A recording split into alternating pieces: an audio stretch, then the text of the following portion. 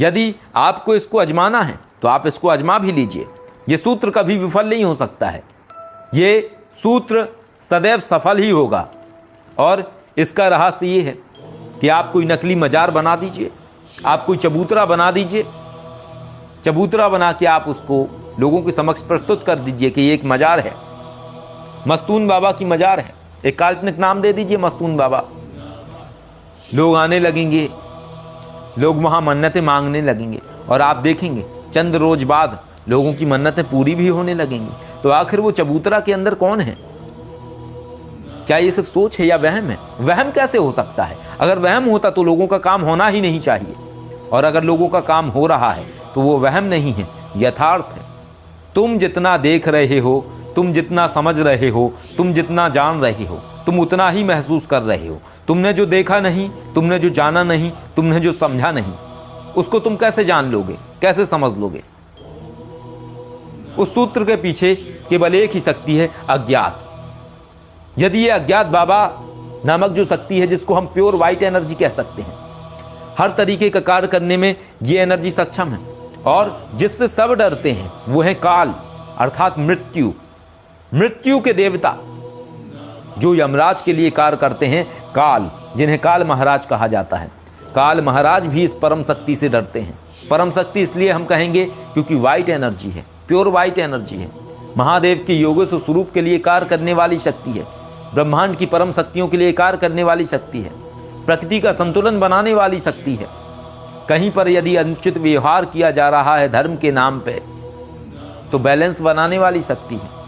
नए नए एजेंट को खोजती है, नए एजेंट इकट्ठे करती है संतुलन बनाने के लिए। जितने भी लोग धर्म के नाम पे आडंबर करते हैं, जितने भी लोग अनुचित व्यवहार करते हैं, परमात्मा के नाम पे लोगों के साथ गलत करते हैं, उन सभी को दंड देने वाली यही एकमात्र शक्ति है।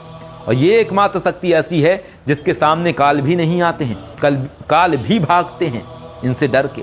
और जब ये साकार रूप में आते हैं तो इनका रूप और काल का रूप एक समान है, एक जैसे दिखते हैं। फर्क इतना है, ये ज्वालामय रूप में है, अग्नि के बने हुए स्वरूप में है, और काल महाराज का तो हम आपको पहले ही बता चुके हैं। तो ऐसी अनगिनत शक्तियाँ परमात्मा ने इस ब्रह्मांड में संचालित की हुई हैं अलग अलग कार्यों के लिए। अगर आप समझेंगे इसको स्पष्ट भाषा में, तो जिस तरीके से गवर्नमेंट हर कार्य के लिए अलग चीज़ करती है, वैसे ही परमात्मा ने एक सिस्टम बनाया हुआ है इस संपूर्ण ब्रह्मांड को संचालित करने के लिए।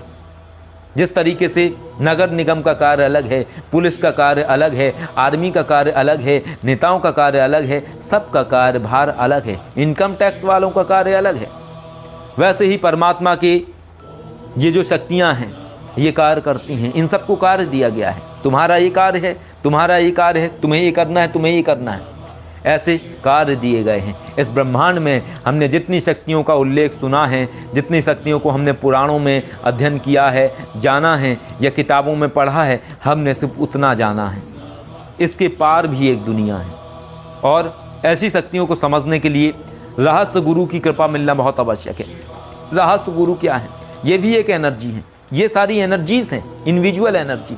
अज्ञात बाबा एक एनर्जी हैं, रहस्य गुरु एक एनर्जी है, षड्यंत्र गुरु एक एनर्जी है। ये एनर्जीज हैं, अलग अलग लेवल की एनर्जीज, और ये सारी की सारी इस प्लानेट के बाहर की एनर्जी है, इस पृथ्वी के बाहर की एनर्जी है, लेकिन पृथ्वी को संचालित करती हैं ये ऊर्जाएं। अब या तो इन्हें आप परग्रही कह लीजिए, या इन्हें आप रहस्यमय शक्तियाँ कह लीजिए, या आप इन्हें ऊर्जा कह लीजिए, जो मर्जी आए वो कह लीजिए। लेकिन महत्वपूर्ण विषय ये है कि आप इनसे अपनी ज़िंदगी कैसे बदलते हैं। जैसे नाम वैसे काम। यदि मिस्ट्रीज सॉल्व करनी है, रहस्यों को समझना है, तो रहस्य गुरु की कृपा मिलना बहुत आवश्यक है। अगर रहस्य गुरु की कृपा आपने पा ली तो ऐसा कोई रहस्य नहीं जो आपके समक्ष अनावृत ना हो। लेकिन यदि रहस्य गुरु की कृपा नहीं रही आपके ऊपर, तो आप खुद एक रहस्य बन जाएंगे यदि रहस्यों को खोजेंगे। और यही कारण है कि रहस्यों को हर व्यक्ति नहीं खोज सकता है। रहस्य केवल उसी के समक्ष प्रकट होते हैं जिसके समक्ष रहस्य प्रकट होना चाहते हैं। रहस्य तो केवल एक शब्द है, लेकिन रहस्य शब्द के अंदर जो एनर्जी है उसको रहस्य गुरु कहा जाता है। षड्यंत्र गुरु, चाणक्य जैसे जो विद्वान लोग होते हैं, इनके ऊपर विशेष कृपा होती है षड्यंत्र गुरु की। ये हर रणनीति बनाना जानते हैं। ये उन रणनीतियों को बना सकते हैं जिनके विषय में इंसान सोच नहीं सकता है। कोई अन्य इंसान जिनकी कल्पना नहीं कर सकता है, ये वो सोच लेते हैं जो कोई नहीं सोच सकता है। कैसे कैसे संभव है ये सूत्र केवल षड्यंत्र गुरु ही दे सकते हैं। ये एनर्जी से हमने केवल इन्हें फॉर्मूला के आधार पर नाम दिया है, इनके ये नाम मिले हैं ताकि हम इन्हें पहचान सकें, समझ सकें, लेकिन सारी की सारी एनर्जीज के जो कलर हैं वो अलग अलग हैं। जो षड्यंत्र गुरु हैं उनकी जो एनर्जीज का कलर है वो बिल्कुल डार्क ब्लू है। जो अज्ञात बाबा हैं उनकी जो एनर्जीज का कलर है वो प्योर वाइट एनर्जी है। इस तरीके से एनर्जीज अलग अलग कैटेगरी की होती हैं, लेकिन इनको अगर आपने समझ लिया तो आप अपने जीवन को आसान बना सकते हैं। यदि आप बीरबल जैसा बनना चाहते हैं, यदि आप चाणक्य जैसा बनना चाहते हैं, यदि आप नटवर लाल जैसा बनना चाहते हैं कि दुनिया का कोई आदमी आपको समझ ना सके, आप हर इंसान को चकमा दे दें, तो आपको ये एनर्जीज चाहिए पड़ेगी।